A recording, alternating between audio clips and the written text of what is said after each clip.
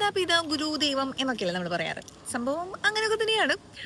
മാതാപിതാ ഗുരു ദൈവം എന്നൊക്കെ ഇട്ടിട്ടാണ് നമ്മളൊക്കെ വളർന്നിട്ടുണ്ടാവുക.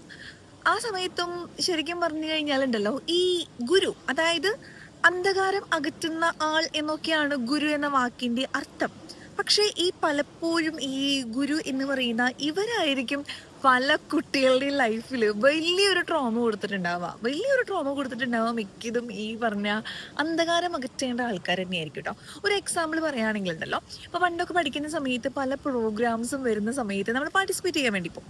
ഇപ്പൊ ഒരു വെൽക്കം ഗേൾ ആവാ, അല്ലെങ്കിൽ ഡാൻസിലൊക്കെ നമുക്ക് ഫ്രണ്ടിൽ നിൽക്കാനൊക്കെ ഭയങ്കര താല്പര്യമായിരിക്കും. ഭയങ്കര താല്പര്യത്തിലൊക്കെ ഇങ്ങനെ പോകുന്ന സമയത്ത് ഇവര് നമ്മളങ്ങ് സ്കിപ്പ് ഇടും. അതും എങ്ങനെയാണെന്നറിയോ? കുട്ടീനെക്കാളും ഭംഗി ആ കുട്ടിക്കാണെന്നുള്ളൊരു രീതി. നമ്മുടെ സ്കിൻ കളർ, നമ്മുടെ ലുക്ക് വേസ് നമ്മളെ അങ്ങ് മാറ്റി അങ്ങ് നിർത്താറുണ്ട്. ഇപ്പോൾ വെൽക്കം ഗേൾ ആവണമെങ്കിൽ അവർക്ക് അവരുടെ കണ്ണിലുള്ള കുറച്ച് ക്രൈറ്റീരിയാസ് ഉണ്ട്. നമ്മൾ സ്മാർട്ട് ആവുക, നന്നായി സംസാരിക്കുക, ഹാൻഡിൽ ചെയ്യുക, അതൊന്നുമില്ല.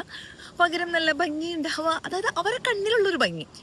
അല്ലെങ്കിൽ നമ്മളിങ്ങനെ മനഃപൂർവ്വം മാറ്റി നിർത്തുന്ന കുറേ സിറ്റുവേഷൻസ് ലൈഫിൽ ഉണ്ടായിട്ടുണ്ട്.